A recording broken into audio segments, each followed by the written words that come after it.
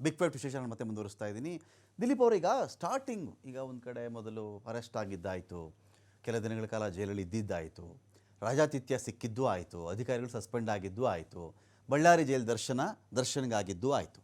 ಇದಾದ ಮೇಲೆ ಆನಂತರದಲ್ಲಿ ಇವರಿಗೆ ಬೇಲ್ ಸಿಕ್ತು. ಬೇಲ್ ಸಿಕ್ಕ ಮೇಲೆ ಇವರು ಆಚೆ ಬಂದರು. ಇಂದಿನಂತೆ ಜೀವನ ಶೈಲಿ, ಅಲ್ಲೆಲ್ಲೋ ಶೂಟಿಂಗ್ ಹೋಗು, ಇಲ್ಲೆಲ್ಲೋ ಹೋಗು, ಅಲ್ಲೆಲ್ಲೋ ಪಾರ್ಟಿ ಮಾಡ್ತಿದ್ರು, ಶೂಟಿಂಗ್ ಸ್ಪಾಟಲ್ಲಿ ಊಟ ಮಾಡ್ತಿದ್ರು.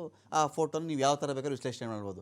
ಮಜಾ ಉಡಾಯಿಸ್ತಾ ಇದ್ದಾರೆ, ಪಾರ್ಟಿ ಮಾಡ್ತಾ ಇದ್ದಾರೆ, ಮೋಜು ಮಸ್ತಿಲಿ ನಿರತರಾಗಿದ್ದಾರೆ, ಇಲ್ಲ ವಿದೇಶಕ್ಕೆ ಹೋಗಿದ್ದಾರೆ, ಒಂದು ಹೋಟ್ಲಲ್ಲಿ ಊಟ ಮಾಡ್ತಿದ್ದಾರೆ. ಈ 4 ವಾಕ್ಯದಲ್ಲಿ ಯಾವ್ದು ಬೇಕಾದ್ರೂ ನೀವು ಬಳಸ್ಕೋಬಹುದು. ಪಾಯಿಂಟ್ ಏನು ಅಂದರೆ ಅಲ್ಲಿಂದ ಬಂದ್ರಲ್ಲ ಮತ್ತೆ ಬೇರೆಲ್ಲ ಕ್ಯಾನ್ಸಲ್ ಆಗಿ, ಆಗ ತೀರಾ ವಿಪರೀತವಾಗಿ ಪೊಲೀಸರ ಮೇಲೆ ದರ್ಶನ್ ಹೋಗ್ಬಿಟ್ರಾ, ನನಗೆ ಅದು ಕೊಡ್ತಾ ಇಲ್ಲ, ಇದು ಕೊಡ್ತಾ ಇಲ್ಲ. ಸ್ಟಾರ್ಟಿಂಗೇ ಸ್ವಲ್ಪ ದಿನ ತಾಳ್ಮೆಯಿಂದ ಇದ್ದಿದ್ದರೆ, ಸ್ವಲ್ಪ ಕಾಮನ್ ಸೆನ್ಸ್ ಅವತ್ತಿಗೆ ಬಳಸಿದ್ದಿದ್ರೆ ಇವತ್ತಿಗೆ ಬಿಸಿಲಿಗೆ ಅಂಗಲಾಚೆ ಪರಿಸ್ಥಿತಿ. ಅವ್ರು ಟಿಪಿಕಲಿ ಅವಾಗ ಪೊಲೀಸರು ಜೈಲಧಿಕಾರಿಗಳು ರೂಲ್ ಬುಕ್ ಹಿಡ್ಕೊಂಡ್ಬಿಟ್ರ ಅಂತ ನನ್ನ ಪಾಯಿಂಟ್. ನೀವು ಹೇಳ್ದಂಗೆ ಅದು ನಿಜ ಆಗಿರ್ಬೋದು. ಕಾನೂನಿನ ಆಚೆಗೂ ಮಾತಾಡ್ತಾ ಇದ್ದೀನಿ ನಾನು. ಯಾಕಂದ್ರೆ ಬಂದು ಅವ್ರೇನು ಸುಪ್ರೀಂ ಕೋರ್ಟಲ್ಲಿ ಬೇಲ್ ಕ್ಯಾನ್ಸಲ್ ಆಗಿದ ತಕ್ಷಣ ಅವ್ರನ್ನ ಕಸ್ಟಡಿಗೆ ತೊಗೊಂಡ್ರು.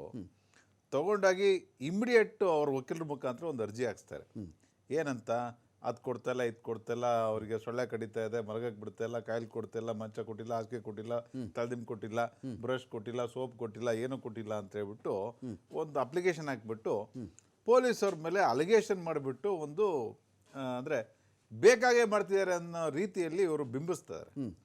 ಆ ಬಿಂಬಿಸಿದ್ದು ಏನಾಯ್ತು, ಇಷ್ಟೆಲ್ಲ ನನ್ನ ಮೇಲೆ ಹೇಳ್ತಾರಲ್ಲ, ಆಯ್ತು ಏನಿದೆಯೋ ಅದನ್ನ ಕೊಡ್ತೀನಿ, ಇಲ್ಲ ಅಂದ್ರೆ ಇಲ್ಲ, ಏನೋ ಸುಮ್ಮನೆ ಇದ್ರೆ ಜಾಸ್ತಿ ಕೊಡ್ತಾ ಇದ್ದೆ, ಇವಾಗ ಸುಮ್ಮನೆ ಇಲ್ದಲೆ ಅವರೇ ಕಿತಾಪತಿ ಮಾಡೋದ್ರಿಂದ ನಾನು ಏನು ಮ್ಯಾನ್ಯುವಲಲ್ಲಿ ಏನು ಎಲ್ರಿಗೂ ಕೊಡ್ತಾ ಇದ್ದೀನೋ ಹಂಗೆ ಕೊಡ್ತೀನಿ ಅಂತ ಹೇಳ್ಬಿಟ್ಟು ಅವ್ರು ರಿಜಿಟ್ ಆಗಿನೂ ಕೂಡ ಇರ್ಬೋದು. Correct, agri. ಸೊ ನೀವು ಹೇಳಿದಾಗೆ ಈ ಇಮಿಡಿಯೇಟ್ ನೀವು ಹೊರಗಡೆ ಹೋಗಿದ್ದವರು ಅಂದರೆ ಸ್ವಲ್ಪ ಸಾರ್ವಜನಿಕ ಜೀವನಕ್ಕೆ ಮತ್ತೆ ಬರ್ತಾ ಇದ್ದವ್ರನ್ನ ತಗೊಂಡೋಗಿ ಮತ್ತೆ ನೀವು ಜೈಲ್ ಒಳಗಡೆ ಕೂರಿಸಿದ್ರೆ, ಆ ಮೊದಲು ಇದ್ದಂಥ ಅಪವಾದ ಏನಿತ್ತು, ಜೈಲಿನ ಅಧಿಕಾರಿಗಳು ಇವರಿಗೆ ರಾಜಕೀಯ ಕೊಟ್ಬಿಟ್ಟು ಎಲ್ಲ ಸಸ್ಪೆಂಡ್ ಆಗಿದ್ದು, ಅಲ್ಲಿರ್ತಕ್ಕಂಥ ಅಧಿಕಾರಿಗಳು ಕೂಡ ನಾನೇನಾದ್ರು ಇವಾಗ ಸಡನ್ ಆಗಿ ಕೊಟ್ರೆ ನಾನು ಕೂಡ ಮನೆಗೆ ಹೋಗ್ತೀನಿ ಅಂತ ಹೆದರಿ ಅವರಿಗೆ ಒಂದೇ ರೂಮಲ್ಲಿ ಕೂಡಾಕಿನೂ ಕೂಡ ಇರ್ಬೋದು. ಆ ಕೂಡಾಕಿದ್ರಿಂದ ಅವ್ರ ವಕೀಲರಿಗೆ ಈ ರೀತಿ ಮಾಹಿತಿಯನ್ನು ಕೂಡ ಕೊಟ್ಟಿರ್ಬೋದು. ಸೊ ಒಂದು ತಾಳ್ಮೆಯಿಂದ ಅವ್ರೇನಾದ್ರು ಸ್ವಲ್ಪ ಇದ್ದಿದ್ರೆ, ಸೊ ಅವ್ರದ್ದು ರಿಕ್ವೆಸ್ಟ್ ಪ್ರಕಾರ ಅಲ್ಲಿನ ಜೈಲಿನ ಅಧಿಕಾರಿಗಳು ಅವರಿಗೆ ಬೇಸಿಕ್ ಏನು ಬೇಕಾಗಿತ್ತು ಅದನ್ನು ಕೊಡ್ತಾ ಇದ್ರೇನೋ ಇದನ್ನು ಕೇಳೋ ಪರಿಸ್ಥಿತಿ ಬರ್ತಾನಿಲ್ಲ ಅಂತ ನನಗೂ ಭಾವನೆ ಬರುತ್ತೆ. ಸೊ ಪ್ರಾಕ್ಟಿಕಲ್ ಆಗಿ ಹಿಂದೆ ಏನಾಗಿದೆ ಮುಂದೆ ಏನಾಗಿದೆ ನಮಗಂತೂ ಗೊತ್ತಾಗಲ್ಲ. ನಾವು we have to go by what the court says and what he is asking, that we have to believe that absolutely there is nothing to for him at least for peaceful stay in the jail ಅಂತ ಹೇಳ್ಬೋದು ಅಷ್ಟೇ. Fine. Lokeshwar sir, ಈಗ ಒಬ್ಬ ಮನುಷ್ಯ ಒಂದು ಕಡೆ claim ಮಾಡ್ತಾರೆ, ನನಗೆ ಫಂಗಸ್ ಬಂದುಬಿಟ್ಟಿದೆ, ಅಥವಾ ಮನುಷ್ಯನ ಫಂಗಸ್ ಬರೋ ಸ್ಟೇಜಲ್ಲಿ ನಾವು ನೋಡಿದ್ರೆ ಹೆಚ್ಚು ಕಡಿಮೆ ಹಿಮ್ಮಡಿಗಳು ಒಡೆದೋಗ್ಬಿಟ್ಟಿರ್ತವೆ ಸರ್. ಹಿಮ್ಮಡಿಗಳು ಬಿರುಕು ಬಿಟ್ಬಿಟ್ಟಿರ್ತವೆ, ಪಾದಗಳು ಬಿರುಕು ಬಂದುಬಿಟ್ಟಿರ್ತವೆ, ಅದರೊಳಗೂ ಫಂಗಸ್ ಆಗ್ಬೋದು ಕೆಲವರಿಗೆ. ನಾನು ಅದನ್ನು ಅಲ್ಲಿಗಳಿಯಲ್ಲ, ಅದನ್ನು ಕ್ಲೀನ್ ಮಾಡ್ಕೊಳ್ಳೋಕ್ಕೂ ಆಗಲ್ಲ ಅಲ್ಲಿ ಆ ಸೆಲ್ ಒಳಗಡೆ, ಅಂತ ಒಂದು ಪರಿಸ್ಥಿತಿ ಬಂದುಬಿಡುತ್ತೆ. ಇದ್ರ ಮಧ್ಯೆ ನನ್ನೊಂದು ಪಾಯಿಂಟ್ ಏನು ಅಂತ ಹೇಳಿದ್ರೆ, ಒಂದು ವೇಳೆ ಪರಿಸ್ಥಿತಿ ಹೀಗಿದ್ರೆ ಮನುಷ್ಯ ಸ್ವಲ್ಪ ಜೋರಾಗಿ ಮಾತಾಡಿ. ಈಗ ಈ ಮನುಷ್ಯನಿಗೆ ಒಂದು ಫಂಗಸ್ ಬಂದಿದೆ ಅಂತ ಒಂದು ವರದಿ, ಫಂಗಸ್ ಅಂತ ಅವ್ರು ಹೇಳ್ಕೊಳ್ತಾ ಇರೋದು, ಕಾಲಿಗೂ ಬಂದಿರಬಹುದು, ಕೈಗೂ ಬಂದಿರಬಹುದು, ಹಿಮ್ಮಡಿ ಒಳಗೂ ಒಡೆದು ಹೋಗಿ ಅದು ಪಾದ ಬೆರುಕ್ಬಿಟ್ಟು ಬಂದಿರಬಹುದು. ಇನ್ನೊಂದು ಪಾಯಿಂಟ್ ಏನು ಅಂತ ಹೇಳಿದ್ರೆ, ಒಬ್ಬ ಮನುಷ್ಯ 14 kg ಕಡಿಮೆ ಆಗ್ತಾನಲ್ಲ, ಇದನ್ನು ಕೋರ್ಟ್ ಏನಂತ ಕನ್ಸಿಡರ್ ಮಾಡುತ್ತೆ? ಆಚೆ ಚೆನ್ನಾಗಿ ತಿಂತಾ ಇದ್ದ, ಒಳಗಡೆ ತಿನ್ನೋಕ್ಕೇನು ಕಮ್ಮಿ ಕೊಟ್ಟಿಲ್ಲ, ಆರೋಗ್ಯಕ್ಕೆ ಎಷ್ಟು ಬೇಕೋ ಅಷ್ಟು ಕೊಡ್ತಾ ಇದ್ದಾರೆ, ಅದಕ್ಕೆ ಅವನು ಸಣ್ಣ ಆಗಿದ್ದಾನೆ. ಇವೆಲ್ಲ ಆ ರೀಸನ್ ಅದು ಕಂಪೇರ್ ಮಾಡ್ಬೋದಾ ಸರ್ ಆ ವಿಚಾರದಲ್ಲಿ? ನೋಡಿ, ವೆಯ್ಟ್ ಕಡಿಮೆ ಆಗಕ್ಕೆ ರೀಸನ್ಸ್ ಬೇರೆ ಬೇರೆ ಇರುತ್ತೆ. ಅದರಲ್ಲೂ ಮುಖ್ಯವಾಗಿ ಆಹಾರ ಪದ್ಧತಿ. ಆಹಾರ ಪದ್ಧತಿಯಲ್ಲಿ ಬದಲಾವಣೆಗಳಾದ್ರೆ ಆಟೋಮೆಟಿಕ್ ಆಗಿ ಕಡಿಮೆ ಆಗ್ತಾರೆ. ಬರೀ 4 ದಿವಸಕ್ಕೆ ಈಗ ಕೆಲವು ಪ್ರಕೃತಿ ಚಿಕಿತ್ಸಾಲಯಗಳಿಗೆ ಹೋದ್ರೆ ನೀವು ಹೋದ 4 ದಿವಸಕ್ಕೆ ಕಂಪಲ್ಸರಿಯಾಗಿ 4 kg ಇಳಿದು ಹೋಗ್ಬಿಡ್ತೀರ. ಒಂದು 2 ಮಸಾಜು 3 ದಿವಸ ಊಟಕ್ಕೆ 4 kg ಹೊರಟೋಗ್ಬಿಡ್ತೀರ ನೀವು. ಅಲ್ಲಿ ಕೊಡೋ ಊಟ ಹೊಟ್ಟೆ ತುಂಬಾ ಕೊಡ್ತಾರೆ, ಆದ್ರೂ ಇಳಿತೀರ ನೀವು. ಯಾಕೆಂದ್ರೆ ಆ ಫುಡ್ ಏನಿದೆ ಅವೆಲ್ಲವೂ ಬೇರೆ ಪ್ರೋಟೀನ್ ಇಲ್ದವು, ಜಸ್ಟ್ ಕಾರ್ಬೋಹೈಡ್ರೇಟ್. ಈಗ ಮಿಲೆಟ್ಸ್ ಅಂತ ಕೊಡ್ತಾರೆ, ಹೊಟ್ಟೆ ತುಂಬುತ್ತೆ, ಅದೇ ದಪ್ಪ ಕೊಡಲ್ಲ ಅವು. ಆ ತರ ಆಹಾರ ಪದ್ಧತಿ ಇಲ್ಲಿ ಮುದ್ದೆ, ಒಂದಿಷ್ಟು ಅನ್ನ, ಈ ತರದ ಚಪಾತಿ, ಇದ್ರಲ್ಲಿ ಏನಾಗುತ್ತೆ ಅವ್ರಿಗೆ ಏನು ಆಚೆಗಡೆ ನಾನ್ ವೆಜ್ಗಳು, ಹಾಲು, ಹಣ್ಣು, ಹಂಪ್ಲು ಎಲ್ಲ ನಡೀತಿತ್ತು. ಆ ನೀರ್ಮೈ ಇಲ್ಲಿ ಇರಕ್ಕಾಗಲ್ಲ, ನೀರ್ಮೈ ಹೋಗ್ಬಿಡುತ್ತೆ. ಅದು 10 kg ಇಳಿಬಹುದು, 15 kg ಇಳಿಬಹುದು. 4 ಸತಿ ಏನಾದ್ರೂ ಅವ್ರಿಗೆ ಲೂಸ್ ಮೋಷನ್ ಆಯ್ತು ಅಂದ್ರೆ 7-8 kg ಇಳಿದು ಹೋಗ್ಬಿಡ್ತಾರೆ. ಆರೋಗ್ಯದ ವಿಚಾರಗಳಲ್ಲಿ ವೆಯ್ಟ್ ಇಳಿಯೋದಕ್ಕೆ ಬೇರೆ ಬೇರೆ ಕಾರಣಗಳಿದಾವೆ. ಈ 17 kg ಎಷ್ಟು ದಿವಸಕ್ಕೆ ಇಳ್ದಿದೆ?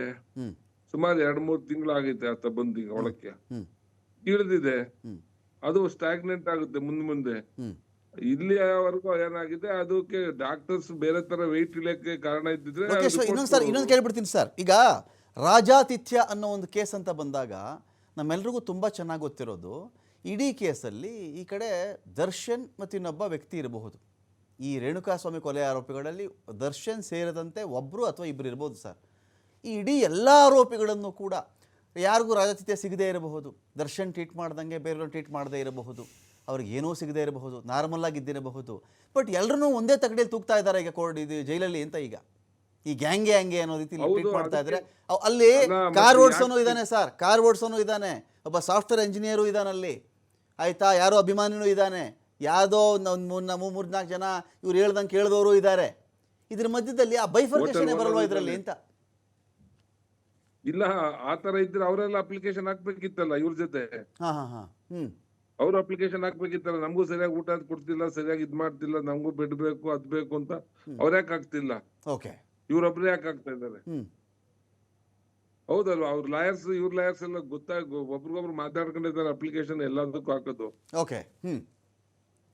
ಮತ್ತೆ ಅವ್ರ ಯಾಕೆ ಇದ್ ಮಾಡ್ತಿಲ್ಲ ಸರ್? ಇಲ್ಲಿ ಇನ್ನೊಂದು ವಿಚಾರ ಬರ್ತಾನೆ, ದಿಲೀಪ್ ಸರ್. ಯಾರು ದಿಲೀಪ್ ಅವ್ರು ಕೇಳ್ಬಿಡ್ತೀನಿ. ದಿಲೀಪ್ ಅವ್ರಿಗೆ ಏನಾಗ್ಬಿಡುತ್ತೆ, ಈ ರೇಣುಕಾಸ್ವಾಮಿ ಕೇಸಲ್ಲಿ SPP ಒಬ್ಬರೇ ಫುಲ್, ರೇಣುಕಾಸ್ವಾಮಿ ಅಂದರೆ ಪ್ರಸನ್ನಕುಮಾರ್ ನಿಂತ್ಕೊಂಡ್ಬಿಡ್ತಾರಲ್ಲಿ. ಈ ಕೇಸ್ ಇದೆಯಲ್ಲ, 17 ಜನ ಅಂದರೆ 17 ಲಾಯರು ಇರಬಹುದು, ಯಾರೋ 2-3 ಒಬ್ಬರೇ ಲಾಯರು ಇರಬಹುದು. ಹೀಗಿದ್ದಾಗ ಒಬ್ಬೊಬ್ಬ ಲಾಯರ್ ಕಡೆ ಒಂದು ಸಲಹೆ ಬರಬಹುದು. ಇಲ್ಲೇನಾಗುತ್ತೆ, ಒಂದಿಡೀ ಟೀಮ್ಗೆ ಒಬ್ಬರು ವಕೀಲರಾದಾಗ ಬೇರೆ ಕಥೆ ಬರಬಹುದು, ಒಬ್ಬನಿಗೆ ಆದಾಗ ನಿನ್ನೊಬ್ಬನ ಬಚಾಯಿಸ್ಬಿಡ್ತೀನಿ ಕಣೋ ನಾನು, ಉಳಿದವ್ರು ಏನಾದರೂ ಆಗಲಿ ಇನ್ನೂ ಅನ್ನೋ ಆ್ಯಂಗಲಲ್ಲೂ ಇರಬಹುದು. ಇದರ ಅನೇಕರಿಗೆ ಅವ್ರಿಗೂ ಬಿಸಿಲು ಸಿಗ್ತಿಲ್ವೋ, ಸರಿಯಾಗಿ ಊಟ ಸಿಗ್ತಿಲ್ವೋ ನಮಗೆ ಗೊತ್ತಿಲ್ಲ. ಈ ಹಿಂದೆ ಈ ಥರ ರಾಜಾತಿಥ್ಯ ಅಂತ ಆಗಿಬಿಟ್ಟಿತ್ತು. ಇವಾಗ ನಾವು ಇಲ್ಲಿ ಏನು ಕೇಸ್ ಹಾಕಕ್ಕೆ ಹೋದರೆ, ಏನು ಜೈಲಧಿಕಾರಿ ಮೇಲೆ ನಾವು ಒಂದು ಕೇಸ್ ಮಾಡೋಕ್ಕೆ ಹೋದರೆ ನಮ್ಗೆ ಇನ್ನೇನು ಕಾದಿದೆಯೋ ಅಂತ ದರ್ಶನ್ಗೆ ಏನೂ ಆಗ್ತಾ ಇಲ್ಲ, ಏನೂ ಮಾಡ್ತಿಲ್ಲ ಅಂದಮೇಲೆ ನಮ್ಮನ್ನು ಇವ್ರು ಬಿಡ್ತಾರಾ? ಈ ಭಯದಲ್ಲೂ ಇದ್ದಿರಬಹುದಲ್ವ ಅವರು? ಹಾಗಿಲ್ಲ. ಇವಾಗ ಎಲ್ಲ ಆರೋಪಿಗಳನ್ನ ಒಂದೇ ಸೆಲ್ಲಲ್ಲಿ ಇಟ್ಟಿದ್ರೆ ಆ ಥರ ಬರ್ತಾ ಇತ್ತು ಕ್ವಶನ್. ಹೌದಪ್ಪ, ಇವ್ರಿಗೆ ಬಿಸ್ಲಿಲ್ಲ ಅಂದ್ರೆ ಅವ್ರಿಗೂ ಬಿಸ್ಲಿಲ್ವಾ ಅಂತ ಹೇಳ್ಬಿಟ್ಟು. ಅಂದ್ರೆ ಈ ಎಲ್ಲ ಕೇಸ್ನ ದರ್ಶನ್ ಸೆಲ್ಲಲ್ಲಿ ಒಂದು 5-6 ಜನ ಇರಬೇಕೇನೋ, ಈಗ ಒಂದು 5-6 ಜನ ಇರಬೇಕು ಮಟ್ಟಿಗೆ. ಈ ಕೇಸಿಗೆ ಸಂಬಂಧಪಟ್ಟಂಥವ್ರು ಬೇರೆ ಯಾರಿದ್ದಾರೆ ಅಂತ ಹೇಳ್ಬಿಟ್ಟು ನನಗೆ ಗೊತ್ತಿಲ್ಲ. ಓಕೆ. ಸೊ ಒಂದಿರ್ಬೋದು, ದರ್ಶನ್ ಜೊತೆ ಬೇರೆ ಆರೋಪಿತರು ಈ ಸೆಲ್ಲಲ್ಲಿ ಇಲ್ದಲೇ ಇರಬಹುದು. ಓಕೆ, ಒಂದು. ಎರಡನೇ ವಿಚಾರ, ಈ ವೆದರ್ಗೆ ಅವರು ಬಾಡಿ ಹೊಂದಾಣಿಕೆ ಆಗಿರ್ಬೋದು, ಅವ್ರಿಗೇನೋ ಇದ್ರ ಅವಶ್ಯಕತೆ ಇದೆ ಅಂತ ಅನಿಸ್ದಲೇ ಇರ್ಬೋದು. ಓಕೆ. ಸೊ ಹಾಗಾಗಿ ಅರ್ಜಿ ಹಾಕ್ದಲೇ ಇರ್ತಾರೆ. ಸೊ ನಾವು ಅದನ್ನ ಒಂದೇ ಪ್ಯಾರಾಮೀಟರಲ್ಲಿ ಅಳೆಯೋಕ್ಕಾಗಲ್ಲ, ಇವರಿಗೂ ಆಗಿದೆ ಅವ್ರಿಗೂ ಆಗ್ಬೋದು ಅಂತ ಹೇಳ್ಬಿಟ್ಟು. ಹಾಗಾಗಿ it may differs for each and every accused. I cannot expect that every accused should file ಅಂತ ಹೇಳ್ಬಿಟ್ಟು, ಅಥವಾ because the other accused did not file so he saying false ಅಂತ ನಾವು ಹೇಳಕ್ಕಾಗಲ್ಲ. ಕರೆಕ್ಟ್. ಬೇರೆಯವರು ಫೈಲ್ ಮಾಡಿಲ್ಲ ಅಂದ್ರೆ ಅವರೆಲ್ಲ ಚೆನ್ನಾಗಿದ್ದಾರೆ ಅಂತ ಅರ್ಥ ಅಲ್ಲ. ಕರೆಕ್ಟ್. ಅವ್ರೇನೋ ಅಡ್ಜಸ್ಟ್ ಮಾಡ್ಕೊಂಡಿದ್ದಾರೆ, ಹಾಗಂತ ಇವ್ರು ಯಾಕೆ ಅಡ್ಜಸ್ಟ್ ಮಾಡ್ಕೋಬೇಕು? ಅವ್ರು ಏನ್ ಬೇಕೋ ಅದನ್ನ ಕೇಳಿದ್ದಾರೆ. ರಾಜತಿಥ್ಯ ತಗೊಂಡ ದರ್ಶನ ಇರಬಹುದು, ಉಳ್ದವ್ರ ಕತೆ ಏನಿದ್ರಲ್ಲಿ ಅಂತ. ಹೌದು. ಆದ್ರೆ ಅವ್ರು ಅದನ್ನ ನೀವ್ ಹೇಳ್ದಂಗೆ ಅಕಸ್ಮಾತ್ ಇವರನ್ನ ಕೇಳಕ್ ಹೋಗಿ ಕಂಪ್ಲೇಂಟ್ ಮಾಡಕ್ ಹೋದ್ರೆ ಅವ್ರಿಗೆ ಇವಾಗ ಸಿಗ್ತಿರೋದು ಸಿಗ್ದಲ್ಲ ಇರ್ಬೋದು. ಆ ಭಯನೂ ಇರುತ್ತೆ ಅವ್ರಿಗೆ, ದರ್ಶನ ಅರಗಿಸ್ಕೋಬಹುದೇನೋ ಅದನ್ನ. ಹೌದು. ಸೊ ಹಂಗಾಗಿ ಇವ್ರು ಇವಾಗ ಕೇಳ್ಬಿಟ್ಟು ಇವಾಗ ಏನ್ ಸ್ಟ್ರಿಕ್ಟ್ ಆಗಿ ಬರೀ ಕಂಬ್ಳಿ ಮತ್ತೆ ಇದನ್ನ ಕೊಡ್ತಾ ಇದಾರೋ, ಸೊ ಅವರಿಗೂ ಅಟ್ಲೀಸ್ಟ್ ಇನ್ನೇನಾದ್ರು ಏನಪ್ಪ ಈ ಕೇಸ್ ಅಂತ ಬಿಟ್ಟು ಯಾರಾದ್ರೂ ಒಂದ್ ಸ್ವಲ್ಪ ಹಾಸಿಗೆ ಕೊಟ್ಟಿದ್ದು ಅದನ್ನ ಕಿತ್ಕೊಳ್ಳೋ ಚಾನ್ಸಸ್ ಇರುತ್ತೆ. ಸೊ ಹಂಗಾಗಿ ನಾವ್ ಯಾಕೆ ಹಾಕಿಲ್ಲ, ಯಾಕೆ ಹಾಕಿದ್ರೆ ಅಂತ ಹೇಳ್ಬಿಟ್ಟು ಅಸ್ಯೂಮ್ ಮಾಡ್ಲಿಕ್ಕೆ ಬರಲ್ಲ. ಸೊ ನಾವ್ ಏನಪ್ಪ ಅಂದ್ರೆ ಇವಾಗ ನಮ್ ಕಣ್ಣಿಗೆ ಏನ್ ಕಾಣ್ತಾ ಇದೆ. ಲೋಕೇಶ್ವರ್ ಸರ್ ಹೇಳಿ. ದಿಲೀಪ್ ಅವ್ರೆ, ಯಾವ್ದೇ ಅಧಿಕಾರಿ ಕೊಟ್ಟಿರೋದನ್ನ ಕಿತ್ಕೊಳ್ಳೋ ಪ್ರಶ್ನೆ ಎಲ್ಲೂ ಬರೋದಿಲ್ಲ. ಮಿನಿಮಮ್ ಫೆಸಿಲಿಟಿ ಏನ್ ಕೊಟ್ಟರು ಅದ್ ಕೊಡ್ತಾರೆ.